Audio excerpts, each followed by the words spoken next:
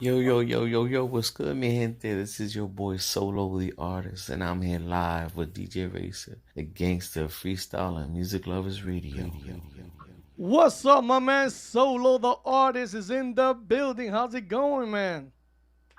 It's going good. It's going pretty good, man. I can't complain. God is good, man. Hey, before we even start this interview, is there anything you want to say? Yeah, Team Racer because Quick Mix can't dance. Yeah! Absolutely love it. Thank you for that, my brother. But all jokes What's aside, going man, on, man? I'm What's doing going on, good, man? man. It's Friday. It's beautiful out here in California. How's everything going for you? It's kind of warm over here, on the East Coast. You know what it is. It's a little drowsy, but it's hot as hell. It's nuts, man. It's these people over here. When Puerto Ricans get together on the East Coast, it's crazy. But you know what Uh, it is. Hell yeah, that humidity kicks in and everybody just feels like just tearing everything off. Yeah, it's like a Puerto Rican Day parade every day over here. That's dope, man. So listen, what I want to do, the way I want to start this interview is I love starting it this way. I want you to take the opportunity. Remember, we're broadcasting on 8 stations. We got a bunch of people in the chat room.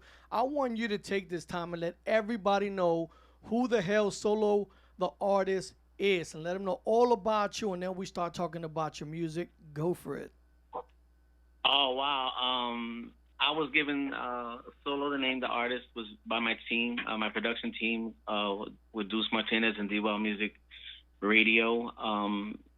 I started out very young. I was born in the Bronx, but I was raised in North Jersey, and I'm an original b-boy. I was there part of the early hip hop game. That's actually how I met my producer, Deuce Martinez, because he was part of Dynamic Rockets. And I started early on. I always had a thing to sing. I was always singing around the house. My mother used to play música del super trio and música folclórica. You know what I mean. So and then my older brother, because I come from a very big family. We were 11 kids. My oldest brother was a DJ, and he used to play salsa and all the other stuff in the disco era in the 70s. And I kind of took that from him. I've been singing all my life. I've been doing. I started singing in glee clubs and I used to do talent shows and stuff like that. I was pretty much raised around the African American neighborhood, so I was really, really much influenced by R&B, along with the salsa, the baladas, and stuff like that. And then I started when I was in high school. I started hanging out in clubs like the Tunnel and Funhouse and the Paradise Garage and the Loft and when I was hanging out the Funhouse, it had recently turned into to Heartthrobs. I used to hang in the Devil's Nest when Sal Abatello opened up the Devil's Nest in the Fever, and so that's how I met Louis Vega, little Louis Vega, and we kind of reconnected when they opened up Heartthrob on West 27th Street in New York City, and I didn't know he was well connected like that. You know what I mean? I didn't know like he knew everybody and everybody that's coming out of freestyle from the Yobi to TKA to Information Society to Linda, which is like Indiana. Um, he just had connections with everybody. And a very close friend of mine named George Wingate used to go to Heartthrobs just to go see him hang out and stuff like that. And I sang for La India when she was still part of TKA.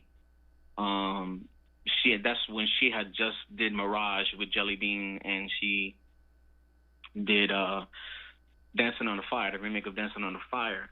And we were all hanging out one day, and I just kind of sang for her, and I sang at the song that was really big at the time was TKA's Tears May Fall.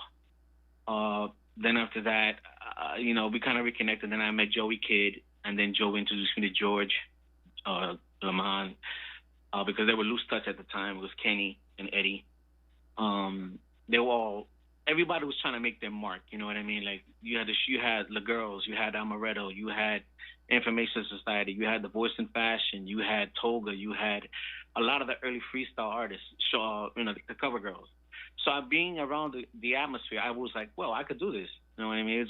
It was just like I'm a Latino, they're Latinos, we're all from the same tri-state area, um, and I just tried my hand at it. You know what I mean? And then after that, I was doing background vocal work for labels, independent labels. Then I got like a demo. I was doing demos for a lot of people in the industry, and then at one time or another, I thought I was going to get a record deal with a certain label. I don't want to put it out there, but they know who they are. And it didn't go through. I did a whole album, and I was replaced by somebody else, and that kind of discouraged me from the industry for a while. But then the Barrio Boys, I don't know if you know the group called the Barrio Boys, who had they had a Yes. very huge following when they did the song with Selena. Um, their manager was holding auditions at the time. I didn't get picked at the very first, the very first coming of the Barrio.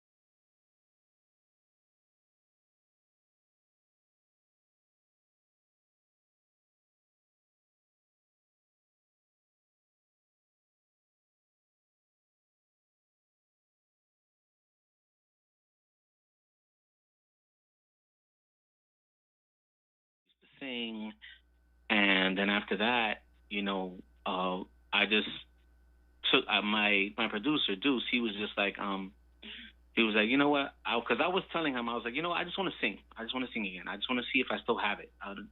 Just for fun. And we did a complicated love. Um, and he put me on a bill after the release of Complicated Love, and on a bill with Sala Batello and Fever Records, and he had me open up for Judy Torres and Sammy Zone.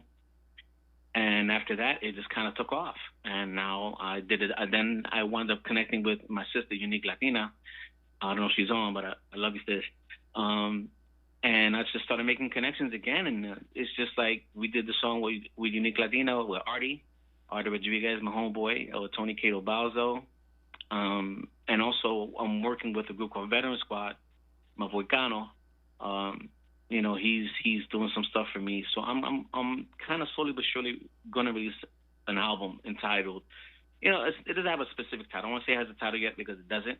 But I have a couple of more hits. I have a ballad coming out. I'm doing the Spanish ballad. I'm trying my hands at salsa again. And I'm just reconnecting with the people, and I'm here now. That's dope, man. So I love talking to you artists because you artists come out with a song, right? And everybody, Hmm. everybody automatically thinks that you guys are new in the business. But as everybody can hear, you've been doing this for a very very long time, and now you're back in the scene. But everybody, a lot of people don't recognize the music, don't recognize the name, and this is why I like for you to just tell everybody your deep roots so that everybody could understand that you are not a new artist. You've been around for a long time. You just back. Solo the artist is just back. I love it. Thank you, man. Thank you. So let me ask you, why Solo the artist and not just Solo? Okay. The name was given to me. We was having trouble finding a name. We was trying to, like, my label and my company, my team. They were like, we got to find you a name. We got to find you that's just different. And then because they knew of the stuff that I've done many years prior, they were like, well, you know what? Just you're solo now. So why don't you just use Solo? You know what I mean? And I was like, okay, well, that'll work. That sounds pretty cool, and that's the name that they gave me. But I don't know, for some reason, like a bunch of solos started coming out. The DJs with Solo, the name Solo, this and that. And I had to differentiate myself as the artist because I don't want nobody to get me confused with anybody else. You know what I mean? I was just like, it was crazy. It was like, where are all these solos coming from? And I was just like, that's the name that was given to me by my label, by my team.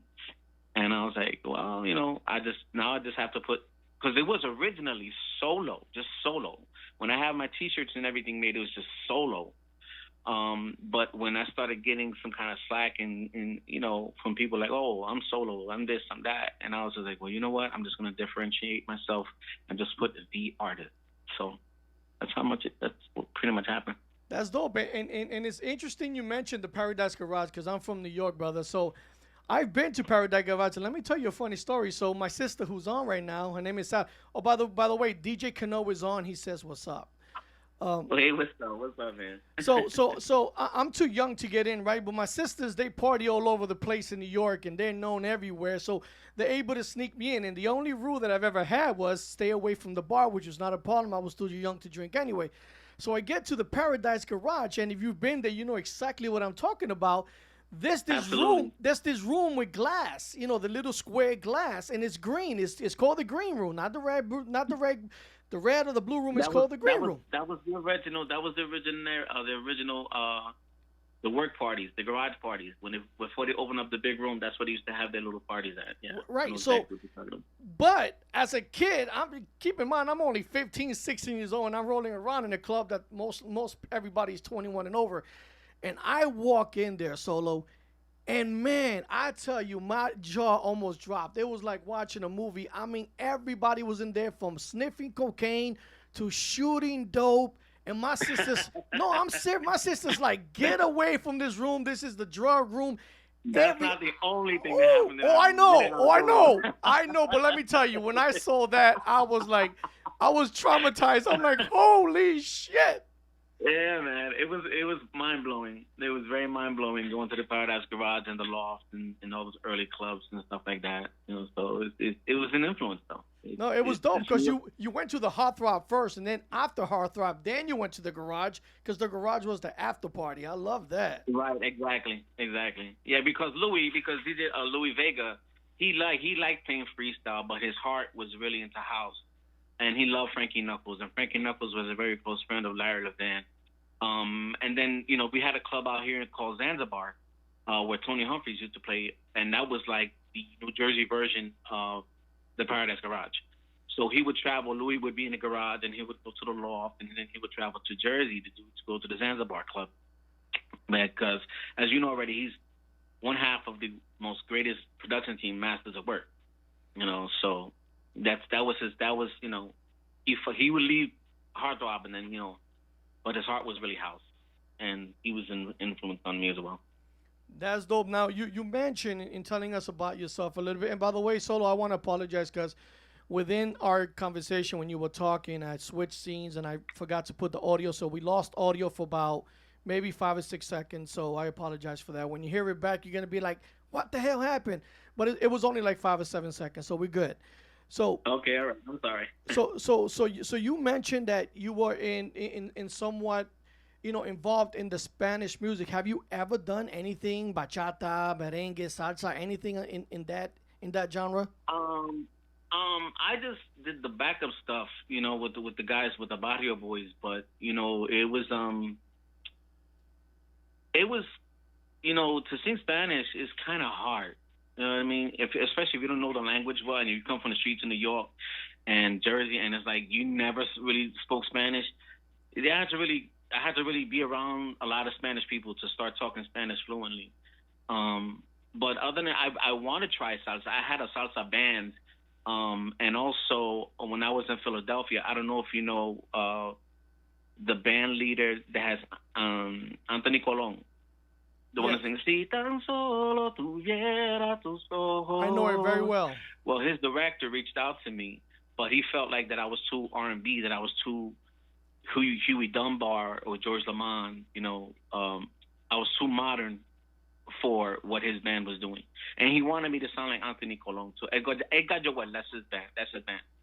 And he wanted me to sound too much like Anthony Colon, and it was like, I can't. That's Anthony Colon. His voice is his voice, and my voice is my voice. So when I started rehearsing with him in Philly, he kind of gave me the side thing, and then he was like, no, but you sound so much like Huey Dunbar and this and that. I'm like, but that's the new wave of salsa. You know what I mean? But other than that, I've had my hand. I've done demos and stuff like that. But I really want to do a Spanish ballad for my album. I want to show my diversity on the album. But Solo, I'm really surprised that they would tell you that because I grew up around salsa music my entire life. I'm from New York. I grew up on 190th and St. Nicholas, which is Washington Heights, Spanish Harlem, and absolutely, yeah. Uh-huh. And I gotta tell you, when you grew up there, Boricua like myself, in Washington Heights, you listen to Spanish music and you listen to salsa, and you care more about the rhythm and the tempo of the song than you do so much the lyrics and what they're really saying. So you could put a person that doesn't even speak Spanish, throw on a hell of a salsa jam, and people that dance to it and love it. It's funny you say that because after the official members of the group, the Barrio Boys, broke up, which I don't really want to discuss. There's a lot of stuff that happened. They when they reunited to release the new group, it was an African American guy who sounded absolutely Spanish. Absolutely Spanish. And that's what I'm talking about. I was like, wow. I don't know what they did with him, but he sounded amazing in the new version of the Barrio Boys before they broke up and did everything else. But he was bad. I was like, wow. If they can do that with him, I can imagine, if it could be done. But I never really pursued it because I was like, you know what? The industry's so flaky, it's so fickle. It's like there's no guarantee. Like you gotta keep getting hits and hits and hits and hits, and if your second hit doesn't match your first hit, you know what I mean? It just becomes disappointing. And I just went back to reality again and just started doing regular work until I got back here. And it's funny because I say that to a lot of artists. I find that to be so crazy about artists because if you come out with a dope ass song, it's almost, I wouldn't say impossible to top it, but it's really hard to top it because now everyone's expecting you to go above that bar. So how do you, Solo, as an artist, put out a record? Because I'm sure just like a lot of artists, you probably have so much music in a vault somewhere and you decide when you want to put it out. So how do you decide what Solo's going to put out? And in your mind, when you put it out, do you already have something in mind that is going to blow that one out the water? Or do you just basically go and just whatever happens? It all depends on the situation. With me, a lot of people don't know that I did Complicated Love before I did Lost Within Ourselves. Complicated Love is a record that was done in about 2 years ago, but it still has that energy. It still has that, if you listen to the record, it has very dope samples that we use that even to today, it's like, wow. I gave it to DJ Shadow to play on Hot 97, and he's constantly playing it. He's putting it on his countdowns, and I'm like, wow, okay, all right. But I didn't think, like I said, I did it as fun. I did it just to have fun with it. But then after that, when I did Lost Within Ourselves or Artie, that song for me was a little bit difficult, and I was like, I don't know if they're gonna like it. But to my surprise, they like, Lost Within Ourselves, and now A Complicated Love is like, wow, okay. Well, so now I'm like, I have another song that I'm working on right now, and I'm reaching out to different producers. I love Artie Rodriguez. I love him to death. Tony Cato Balzo, Deuce Martinez. My team. But I have a lot of other surprises coming up on the album that I'm working on. It's just that with the COVID-19, it's kind of hard to record anything at this point. But as far as me, I go with the flow. I go with my heart. I kind of go with like, let me see if this works, And then I get started. I'm like when, I don't know if you remember when Berry Gordy used to have his producers all sit in a room, and they would do, and they would just test the record to see how great it is or if it's sellable or I would get that's like me. You know what I mean? Like I'll play the record, for my kids, or I'll play my record for my family. And then we're like, okay, well, what do you think about this? You know what I mean? What could I change? And because my sons are musical, my youngest son, he plays acoustic guitar. My other son, he sings as well. I get feedback from them a lot, and I'm just like, well, what do you think? and they give me their honest opinion because they can write themselves. And I'm like, okay, well then I gotta change this, I gotta change that. You know what I mean? And it's like, you know, that's what I go at. I go with a feeling. If it sounds good, because I always put it up against the legends. I always put it up. Well, what if, you know, what? Because I have to see other artists singing the song, because I want to make a song that has longevity. You know what I'm saying? I want to have a song that people are going to remember, like the classic songs from back in the day, like, you know, like the Where Are You Tonight, and the Look Into My Eyes, and the Battle of the Hearts, and the No Reason to Cry. You know, I want something to have longevity. So that's what I pretty much focus on. And then sometimes I just go with the flow. If it happens, it happens. That's dope. So without further ado, I want to play Complicated Love, because I was listening to it and just the rhythm got me going. I want to play it, and then we'll come back and talk some more. Okay. All right, everybody, here we go. Solo the Artist, Complicated Love.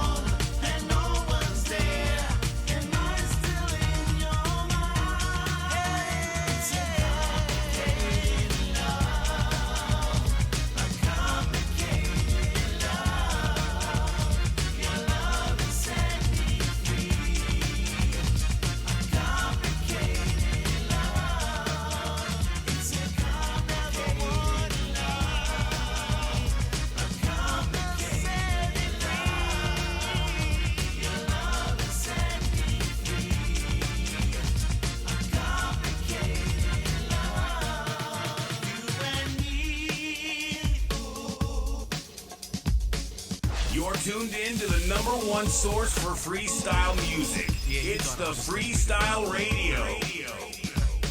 Complicated as it is, baby, it don't always work that way.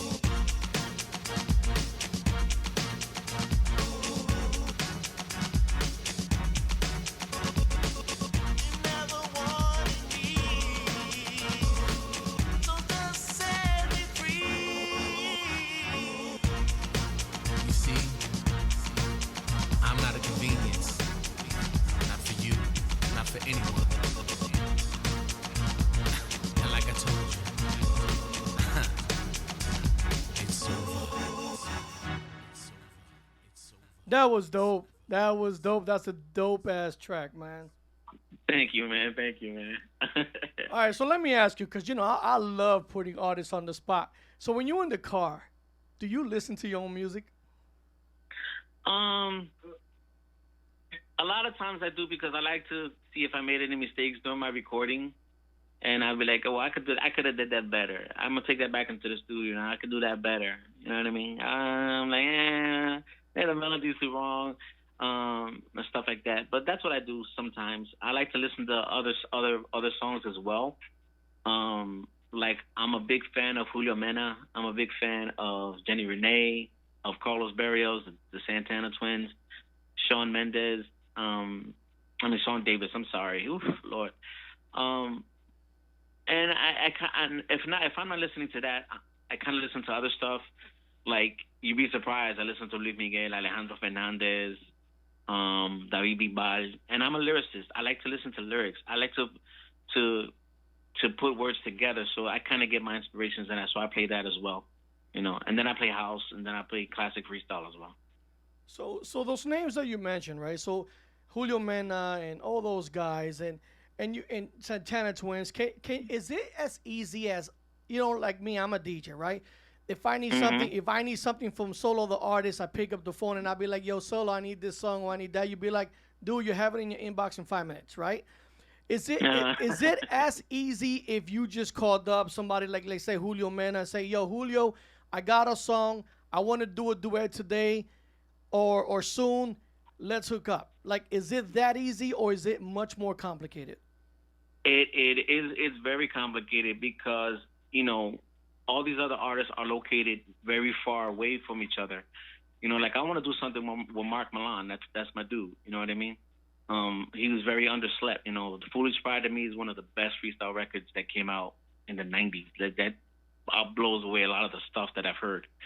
And like, it's not as easy because it's a very business like. Because everybody's taking this as a business. Everybody wants to get paid. Everybody wants to have their royalties. Everyone wants to do that. So, yeah, sometimes it can be easy. Sometimes, I'll be like, I'll be like, I'll reach out to George, or I'll reach out to K from K7, or I'll reach out, and with the legends, it's even worse because you gotta really work on their schedule. You know what I mean? So it's not easy a lot. I wouldn't say that it's easy. I think it's much more difficult, 95% difficult, unless like you see eye to eye with the artist and you guys work out whatever the business propositions are at that point.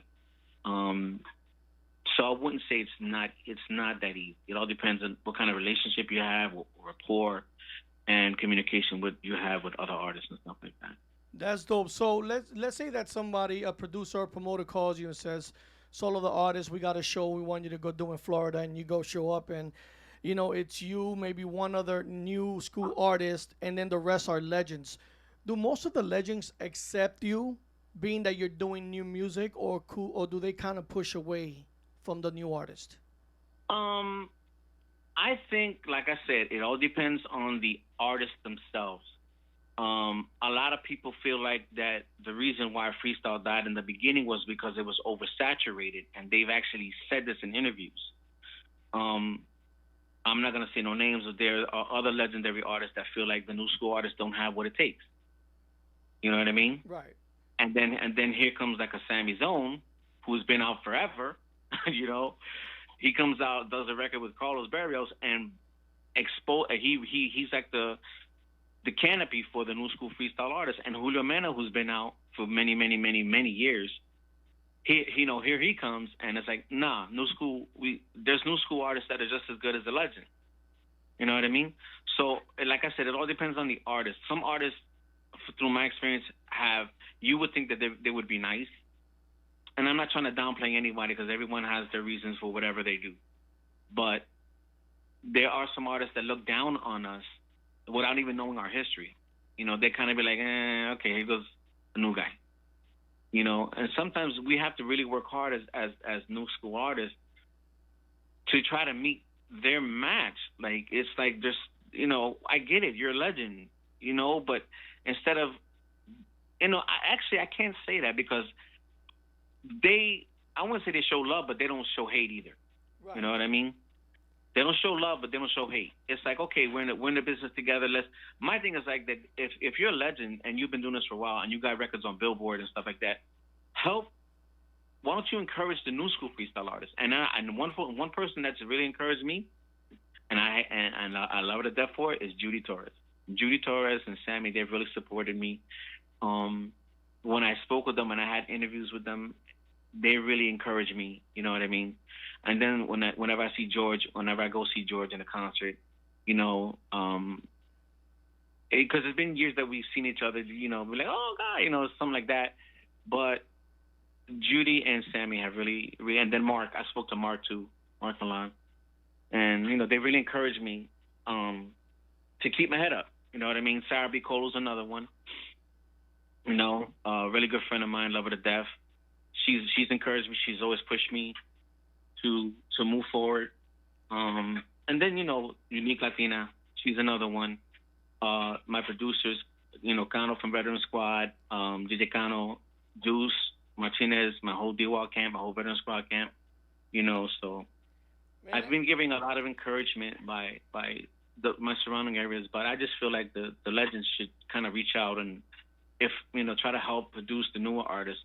We shouldn't be cutting each other's head off. You know what I mean? Exactly. We're all in the same game. We're all in the same genre. And if we can do stuff like that and take freestyle to the next level, then, it'd be great. Like maybe we will get a position in the Grammys for dance music. You know what I mean?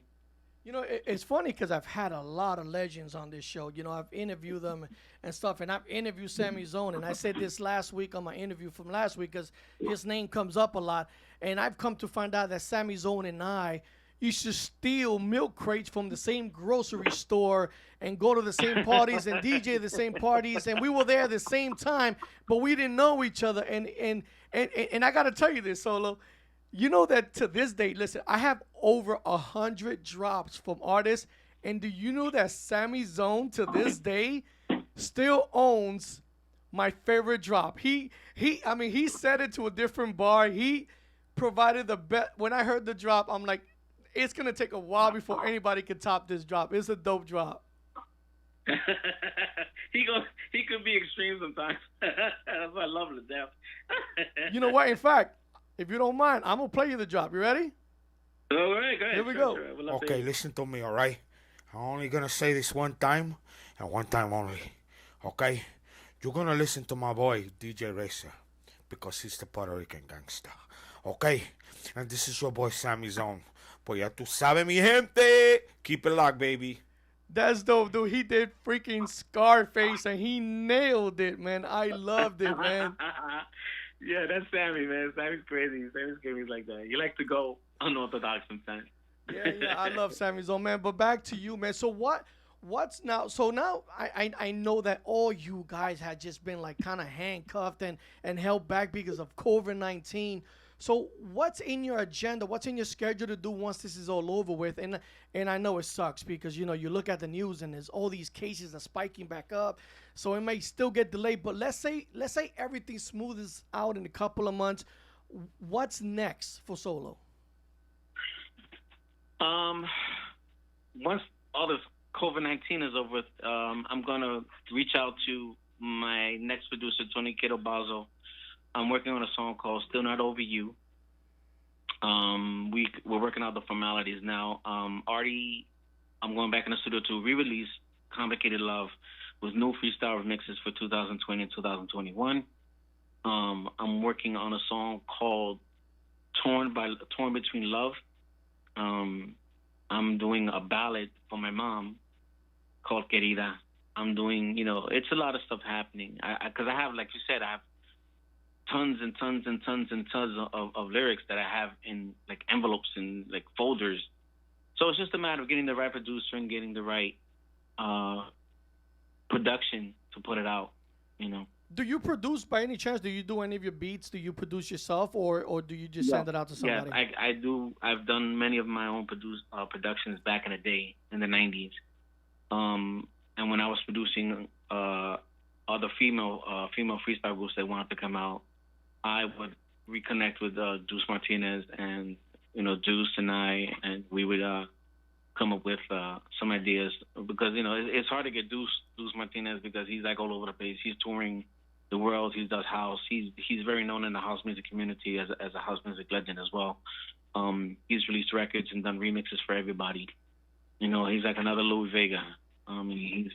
But every time, like when he's home, I try to reach out to him and we kind of get together. But back then I used to I used to have my little mini studio, my little Casio keyboard, and my MPC, and I would just kind of create my own stuff, and then write my own stuff.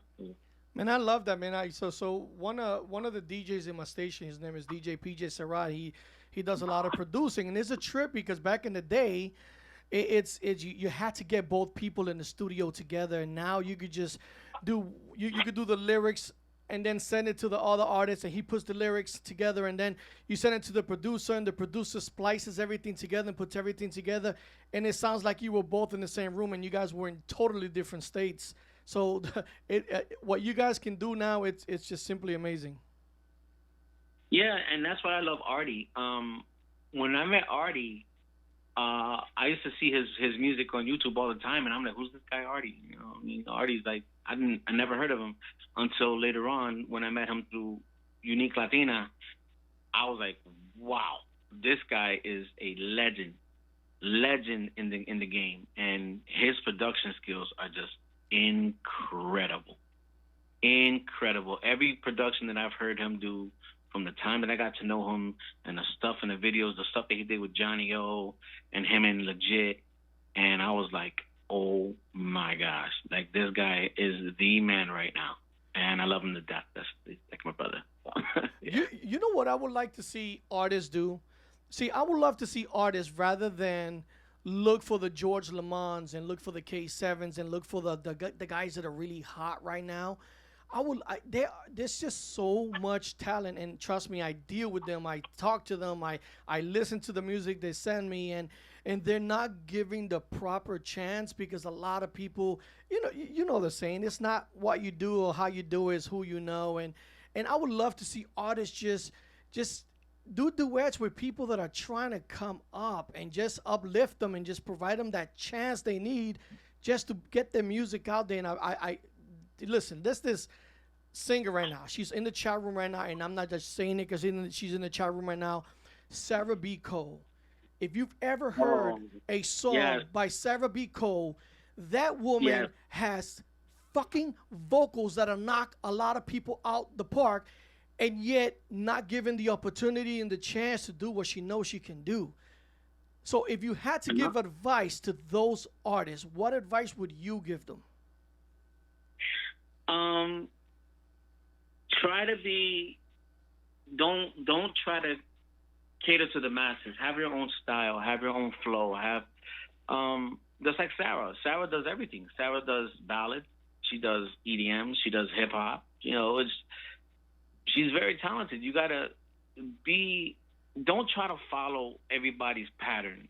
Try to seek your own way. Try to find, become a great lyricist, because this is what I learned. In the industry, if you sound like everybody else and you follow a trend, it can't move any further. The reason why those records succeeded back in the early days of freestyle was because they had great writers. They had great producers. Writing a poem doesn't always make a good record. You know what I mean? Absolutely. You got to have some kind of diversity in your lyrics and in your production. And that's why when Carlos came out with Together Forever, he changed the game. Him and Frankie Colors took a breakbeat and changed it and turned it into a freestyle record. And that was the launch of the new school freestyle era. Then after she came out with her sound, everybody tried to duplicate it. Right. Everybody tried to duplicate it. And it was like, then you had Love Me Tonight, then you had Laura Nia, everybody with the same beat. Then you had Voice with Here We Are. Everybody had the same thing. You know what I mean? And it's like, and it kind of drew, and then they started to go into the Miami sound with Clear Touch and a Little Susie, and everybody started doing the boom, the Planet Rock thing, and I was like, oh, come on, you serious? You know what I mean? It's like, this is what happens when there's no originality. You got to have great writers and great production, you know. And like when Tony Moran and Andy Panda just came back out with the first family of freestyle, they're writers, they're producers. They've done it for so long, and it's like that's what we need. We need new producers like the Santana Twins, amazing producers, amazing production, great writers. Everything I've ever heard from them is like top notch, you know. And then there's, like I said, Artie, Tony Cato, Basil. Like these people are like, they need to be up there, like, because they can write, and that's what we need. You know, you got to be original and try to take it to the next level. You know what I mean? That's dope, man. No, that's good advice, man. I see my interviews are not the typical interviews of, you know, what you do, but I like to get into your minds and get people to know you, because at the end of this interview, I want everybody to know who the hell Solo the artist is, you know? And that's it. This is not about me. This is not about the stations. This is about you, my brother. So the next song I want to play is Lost Within Ourselves. Before I do, tell us a little bit about that one, man.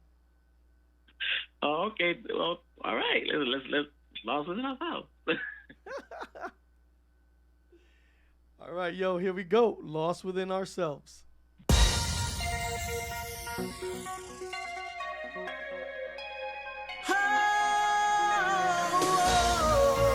DJ Racer, the Puerto Rican gangster.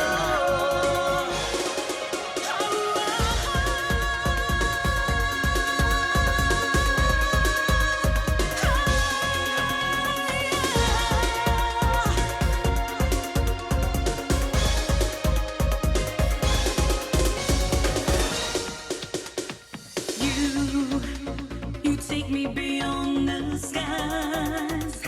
You make me feel so alive. There's nothing else like your love, oh baby.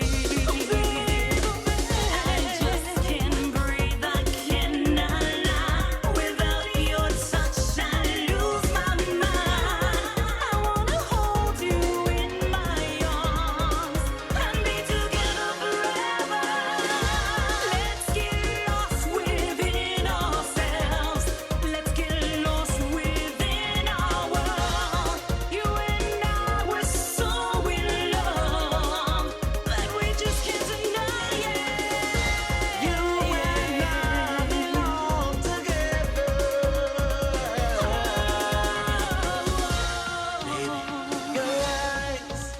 Your eyes appears to be revealing the truth you see. That your name's the only song I sing, my love. I can't deny it burns inside. Without you here, I'd slowly die. I wanna feel your lips unwind and be together forever. Let's get lost within ourselves. Let's get lost within our world. You and I were so in love that we just can't deny it. A never-ending fire that burns. It's the things you do I yearn. A simple touch that quench my soul. There's no way to deny it. You and I belong together.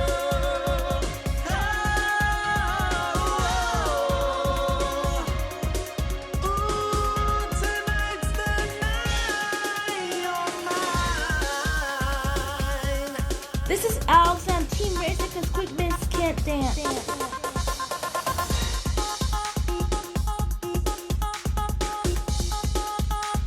I was like, I can't do that.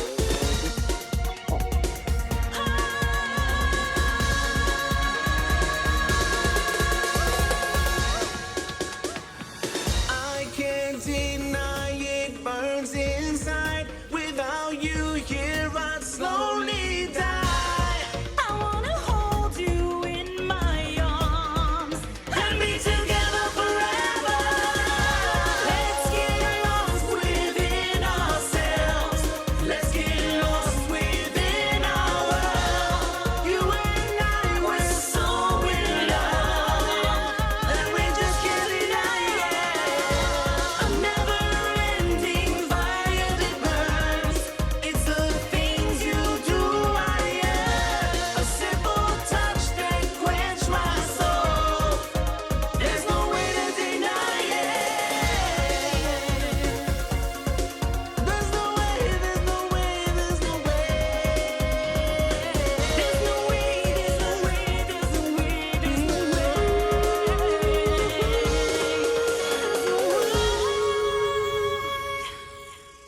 By the way, I always play this song. I have it in my rotation. I love it.